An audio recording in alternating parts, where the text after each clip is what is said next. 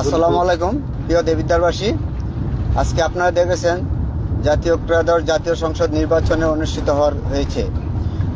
ওই অবস্থায় আমাদের বড়শালগড়, ইসুফপুর, রসুলপুর, তারপর সবিল, মাসিগারা, ফতে ইউনিয়নগুলোতে আমাদের অনিয়ম হয়েছে, ভোট কারচুপি করা হয়েছে, ব্যালট বাক্স ছিনতাই করা হয়েছে, আমাদের এজেন্ট বার করে দেওয়া হয়েছে এবং অনেককে রক্তাক্ত করা হয়েছে। আমাদের নেতাকর্মী যারা কেন্দ্রে যাইতো তাদেরকে আহত করা হয়েছে, বাড়ি বাড়িতে হুমকি দেওয়া হয়েছে এবং টাকা দিয়া ভোট কিনছে, সারাদিন টাকা দিয়ে তারা ভোট কিনছে।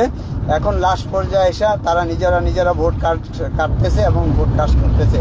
এই পরিস্থিতিতে আমি আমাদের দেবিদ্বারের সার্বিক জনগণের উপর বিবেচনা চিন্তা করে আমি আজকের এই জাতীয় ত্রয়োদশ জাতীয় সংসদ নির্বাচন আমার এই পক্ষে বিএনপি সমর্থিত গণঅধিকার পরিষদের টাক প্রতীকের পক্ষ থেকে আমি আজকের এই নির্বাচন বর্জন করলাম। প্রশাসন আমাদেরকে হেল্প করে নাই, প্রশাসন তাদেরকে বারবার ফোন দেওয়ার পরও আমাদের বিভিন্ন কেন্দ্রে ওরা যায় নাই, প্রশাসন আমাদেরকে কোনো রকমের সহযোগিতা করে নাই। তারা বিভিন্ন অজুহাত দেখাচ্ছে যে যখন তাদের অভিযোগ দিতাম তারা বলতো যে আমরা দেখতেছি, আপনারা যান। তো সেই বিষয়টি দেখতে আমাদেরকে কোনো সহযোগিতা করে নাই। প্রশাসন বলেন, পুলিশ বলেন, সেনাবাহিনী, প্রশাসনের সবাই আমাদেরকে কোনো দিক দিয়ে সহযোগিতা করে নাই।